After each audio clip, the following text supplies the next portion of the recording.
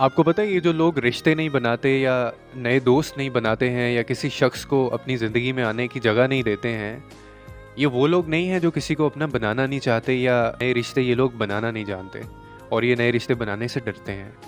बल्कि ये वो लोग होते हैं जिन्होंने रिश्तों को इतना खोया होता है, अपनों को इतना खोया होता है कि एक चोट खाने के बाद और बार-बार धोखा खाने के बाद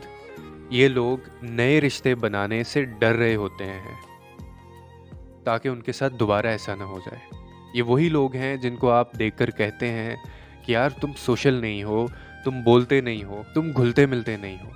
लेकिन उसके पीछे जो एक वजह होती है ना, हम लोग वो समझने से अक्सर कासिर होते हैं